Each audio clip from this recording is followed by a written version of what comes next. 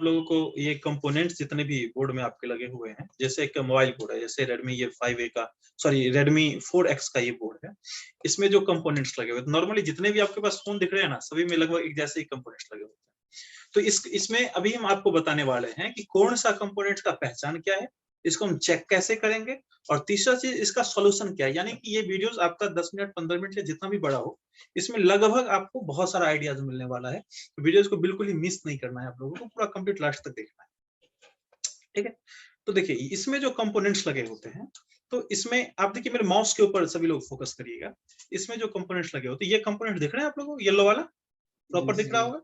ये ज्यादा जूम करने की वजह से थोड़ा सा फट रहा है, एस्टिमेटिक डायग्राम हम लोग नॉर्मली यूज कर रहे हैं आप लोगों को समझाने के लिए। तो ये जो कंपोनेंट्स है येलो वाला, इसको क्या कहते हैं, नॉन पोलराइज कैपेसिटर। क्या नॉन पोलराइज कैपेसिटर। देखिए इसका साइज छोटा या बड़ा हो सकता है, क्या साइज छोटा बड़ा हो सकता है। देखिए ये नॉन पोलराइज कैपेसिटर है, अभी तो नहीं फट रहा है ना, प्रॉपर चल रहा है।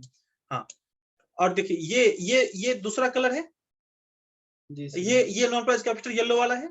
ये येलो और ग्रे कलर का जो भी कंपोनेंट्स होगा, ये क्या होगा, नॉन पोलराइज कैपेसिटर। अभी इंटरनेट के थ्रू ही ये डायग्राम चलता है, तो जूम इन जूम आउट करने के बाद थोड़ा सा वक्त ले लेता है इसको क्लियर होने के लिए, ब्लर को क्लियर होने के लिए। तो ये नॉन पोलराइज कैपेसिटर पहचानने में कोई परेशानी होगी आप लोगों को? ये नॉन पोलराइज कैपेसिटर हुआ, और ये साइज में छोटा भी हो और बड़ा भी हो, कोई परेशानी होने वाला नहीं है, ठीक है।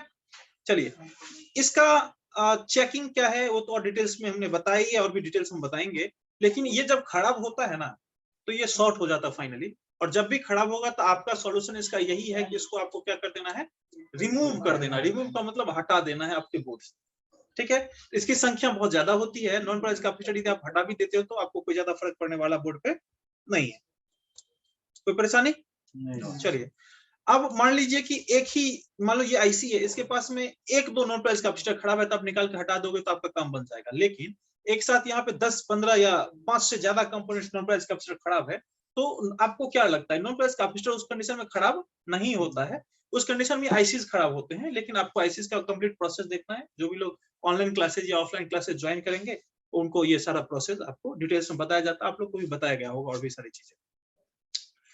ये नॉन पोलराइज कैपेसिटर हुआ, ये साइज में बड़ा और छोटा सभी हो सकता है। ये येलो कलर का हो सकता है और ग्रे कलर का हो सकता है। देखने में लुक इसका ऐसा ही होगा, साइज ये छोटा है ये बड़ा है। मेरे माउस के ऊपर आपको ध्यान रखे रहना है, आप बहुत ही बारीकी से सारे कंपोनेंट्स को पहचान सकते हैं। इसको नॉन पोलराइज कैपेसिटर कहते हैं।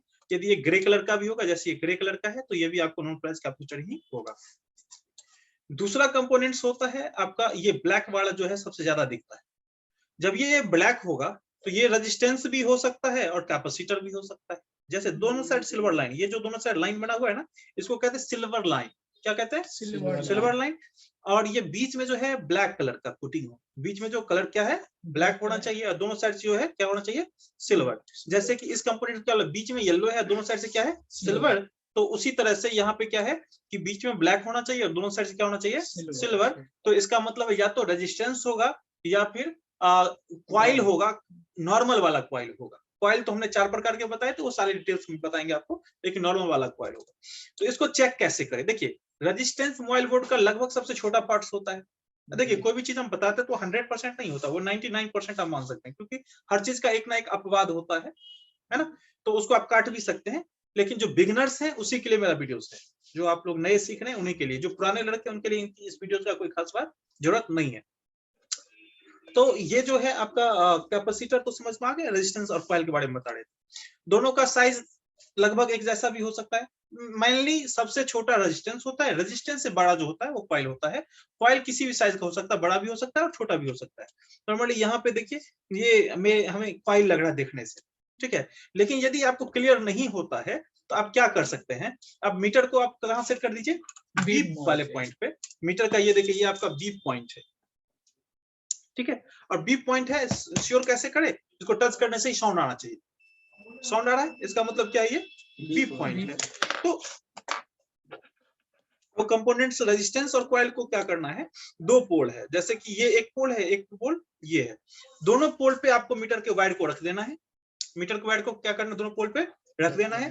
बीप साउंड के साथ यदि 0 आ रही हो, क्या बीप साउंड के साथ इस स्क्रीन पे 0 शो कर रहा हो, इस स्क्रीन पे 0 शो कर रहा हो, इसका मतलब होगा कॉइल। क्या, कॉइल। लेकिन बीप साउंड के साथ कुछ ना कुछ वैल्यू दे रहा हो, या सिर्फ वैल्यू दे रहा हो, या कुछ नहीं दे रहा हो, तीनों ही कंडीशन में क्या होगा? रेजिस्टेंस। क्या बोला? बीप साउंड के साथ में या तो क्या दे रहा हो? वैल्यू दे रहा हो, या बीप साउंड नहीं दे रहा हो, सिर्फ वैल्यू दे रहा हो, या फिर कुछ भी नहीं दे रहा हो, तीनों कंडीशन में क्या होगा? रेजिस्टेंस। तो रेजिस्टेंस के लिए ओम्स रेंज पे जाके सेट करके चेक करना पड़ेगा, जो पीछे भी आप लोगों को डिटेल्स हमने बताया है और भी आगे बताएंगे। अब देखिए तीन चीजें, बीप के साथ यदि कुछ वैल्यू देता हो तो LVR रेजिस्टेंस होगा, लो वैल्यू रेजिस्टेंस, जिसके ऊपर आप क्या कर सकते हैं? जंपर लगा सकते हैं, डायरेक्ट कर सकते हैं। कोई दिक्कत है? समझ में आ रही बात है? क्या होगा सर? LVR रेजिस्टेंस होगा, जो 50 ओम से कम होगा, वही बीप के साथ वैल्यू देगा। मीटर से जब चेक करोगे, मीटर जब चेक करोगे तो बीप के साथ क्या देगा? वैल्यू देगा। उसका मतलब वो रेजिस्टेंस कभी खराब होता है या ओपन होता है, उसके जगह पर डायरेक्ट एक जंपर वायर लगा सकते हो, यानी एक दूसरे पॉइंट को जोड़ सकते हो, क्योंकि उस रेजिस्टेंस की कैपेसिटी बहुत कम होती है, तो जिसको डायरेक्ट किया जा सकता है। लेकिन जो रेजिस्टेंस सिर्फ वैल्यू दे रहा है, बीप नहीं दे रहा है, तो उसको हम HVR रेजिस्टेंस कहेंगे। ठीक है, तो उसको क्या करना है कि जब भी रेजिस्टेंस खराब हो तो उसी साइज का रेजिस्टेंस आप लगा सकते हैं किसी दूसरे बोर्ड से, उसी सेक्शन से निकाल के, या फिर ये श्योर हो जाए कि इस यहाँ पे कितनी कैपेसिटी का रेजिस्टेंस लगा हुआ है, तो आप उसी रेजिस्टेंस कैपेसिटी का लगा देंगे तो बात बन सकती है। लेकिन जो रेजिस्टेंस कुछ भी नहीं दे रहा है इस मीटर पे, तो कहने का सेंस है कि अब 2 किलो ओम तक का रेजिस्टेंस होता है तो इस मीटर से आप चेक कर सकते हैं। लेकिन जब रेजिस्टेंस का कैपेसिटी 2 किलो ओम से भी ज्यादा होता है, तो इसी मीटर से चेक करने के लिए आपको ओम्स रेंज पे जाना होगा। ये आपका ओम्स रेंज होता है, ये आपका क्या होता है? Ohms range. वहां पे जाना पड़ेगा। अभी जो क्लासेज होगी उसमें और डिटेल से बताएंगे। तो रजिस्टर, कॉइल और कैपेसिटर, ये तीन चीज समझ में आया? रेजिस्टेंस क्या होगा? बीप के साथ वैल्यू देगा, या सिर्फ वैल्यू देगा, या फिर कुछ नहीं देगा। लेकिन जो कॉइल होगा वो बीप हमेशा देगा, और बीप के साथ स्क्रीन पे क्या दिखाएगा? जीरो दिखाएगा। इजी है। कॉइल और रेजिस्टेंस देखने में एक ही जैसा होता है, इसीलिए चेकिंग करने का ज्यादा जरूरत पड़ता है। चलिए और डिटेल्स में चलते हैं। कॉइल की बात की तो और भी बहुत तरह के कॉइल होते हैं, उसकी और डिटेल्स को समझते हैं। देखिए ये जो कॉइल है, ये कॉइल देख रहा है, ये चकोर स्टाइल डिजाइन में है ना? इसको हम कहेंगे बूस्ट कॉइल। इसको क्या कहेंगे? Boost coil. देखिए यहां से लेके यहां तक, यहां से लेके यहां तक, और इधर में यहां से लेके यहां तक सिल्वर है। यहां से लेके, यानी 2 ही पोल है ना, इसके 4 पोल तो नहीं है। साइज बड़ा है, पोल कितने हैं? 4, लेकिन इसकी लंबाई चौड़ाई बराबर है, यानी ये स्क्वायर में है। तो इसको हम क्या कहेंगे? Boost coil. इसको क्या कहेंगे? Boost coil. ठीक है, और वही बूस्ट कॉइल यहाँ भी लगा हुआ है, वही बूस्ट कॉइल यहाँ भी लगा हुआ है। ठीक है, एस्टिमेटिक डायग्राम पे भी हम बता रहे हैं, तो बहुत सारी चीज डिटेल्स में क्लियर फोटो नहीं आ रहा है, इस वजह से हम सारे कंपोनेंट्स को टच भी नहीं कर रहे हैं। ठीक है, तो बूस्ट कॉइल भी आपको समझ में आ गया। और दूसरा हमने आप लोगों को बताया था टू कलर कॉइल। देखते हैं इस बोर्ड में टू कलर कॉइल कहीं दिखता है क्या? देखिए इधर जो है आपको रेजिस्टेंस और कॉइल आराम से दिख रहा है। अभी थोड़ा सा इसको क्लियर होने देते हैं, कुछ समय लगेगा। और जूम होगा क्या? होगा, लेकिन टाइम लगेगा, समय लेता है ना, नेट इशू के वजह से। थोड़ा डाउन ही रख लेते हैं। ठीक है, देखिए ये तो आपका चीज है कि कॉइल है, देखने से ये हम क्लासेस करवाते हैं या फिर हम बहुत ही चेकिंग करें तो हमें पता है कॉइल है। लेकिन आपको जब कंफ्यूजन लगे तो इसको मीटर से चेक कर लीजिए। मीटर चेक करने के बाद समझ में आ जाएगा।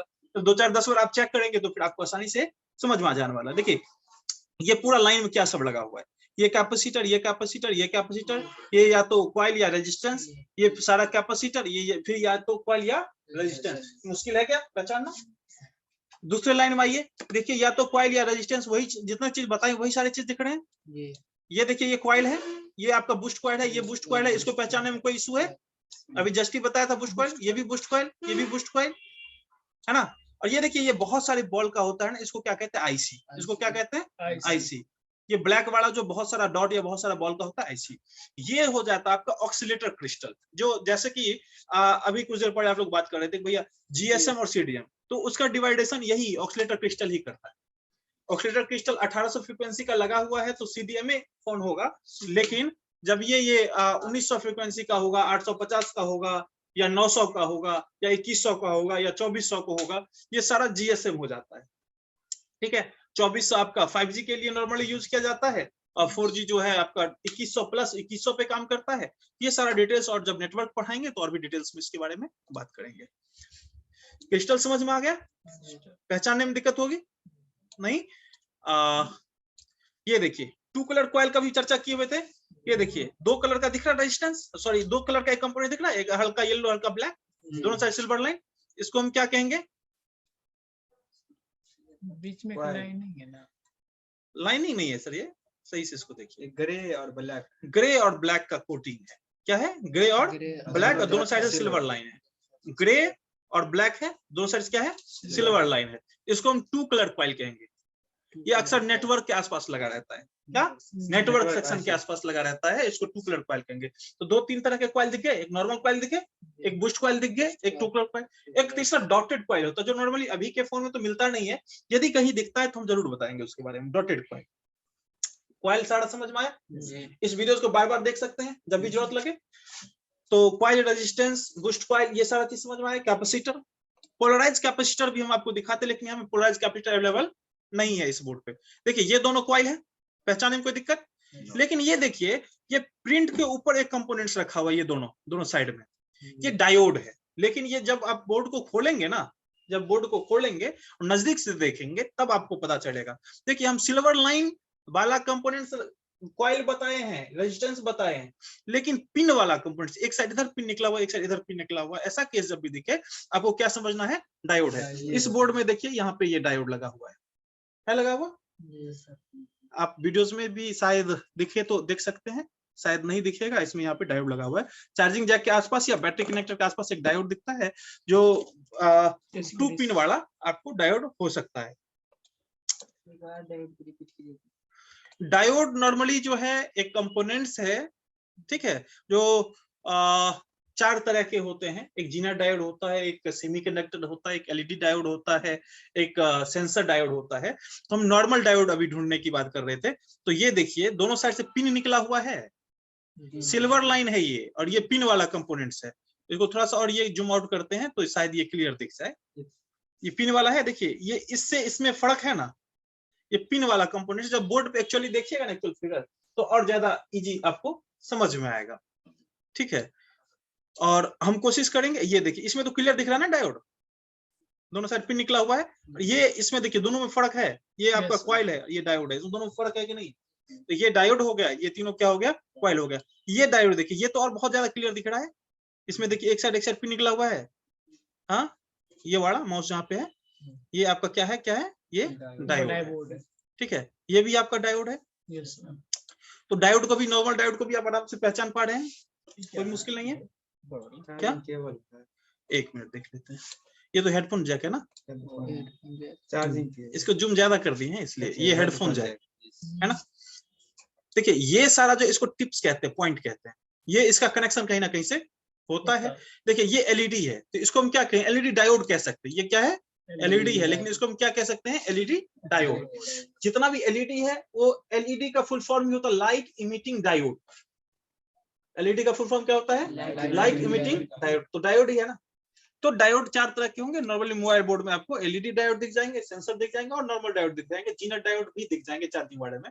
लेकिन नॉर्मल डायोड और जीनर डायोड का शक्ल मिलता जुलता मोबाइल बोर्ड में दिखेगा। तो ये चीज प्रॉपर आप लोगों को समझ में आ रही है अभी तक या फिर नहीं? ये जो है ना, ये आपको गोल्डन पॉइंट है, इसका कोई जरूरत नहीं होता है, ये अर्थिंग बेस्ड होता है, ठीक है। ये अर्थिंग का नेगेटिव का सप्लाई का काम करेगा, ठीक है। और बहुत सारे फोन में ये अर्थिंग जो होता है नहीं, नेटवर्क के लिए भी काम करता है, ठीक है।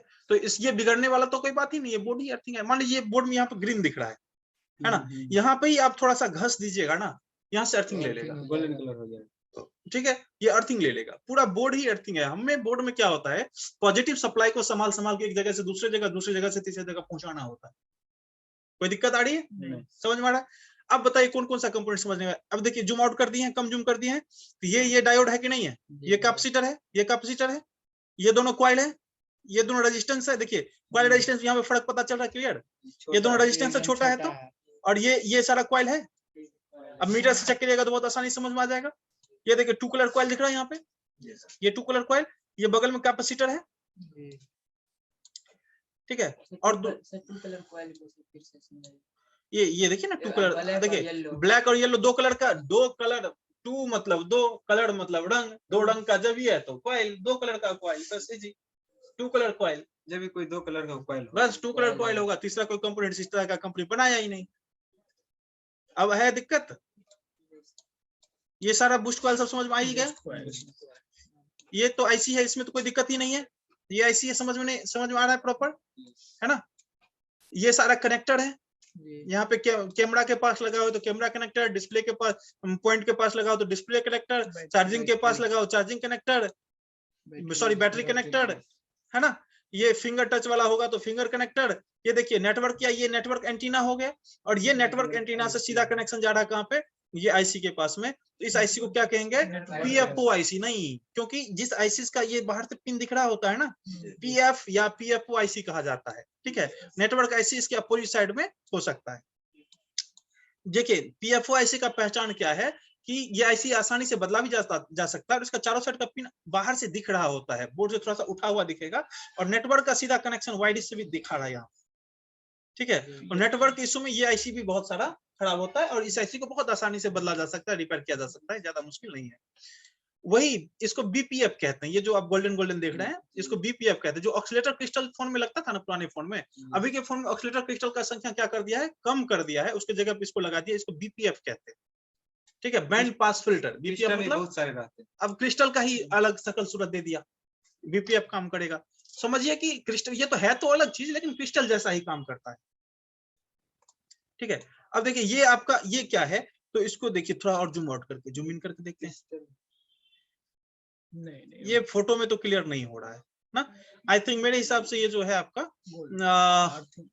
नहीं, ये माइक जैसा शक्ल दिख रहा है, इसी तरह का ये रहा माइक, तो यहाँ रहा है ना, माइक ये रहा ऊपर में, एसएमडी माइक इसको कहते हैं। ये एग्जैक्ट यहाँ पे फोटो देखने से क्लियर नहीं हो रहा है, तो इसको जब एक्चुअल इसका बोर्ड जब हाथ में होगा तो ये और आसानी से समझ में आएगा, कुछ भी गलत इंफॉर्मेशन हम नहीं आपको देंगे, ठीक है। ये मेनली ये जो सेक्शन है ये हेड फ्री हेडफोन वाला सेक्शन है, जो ये डिनोट किया हुआ है, तो हेडफोन का कनेक्शन दिखा रहे भैया, हेडफोन का ये जो पॉइंट है इस कंपोनेंट सबसे होते हुए इधर को आ रही है इस आईसी के लिए।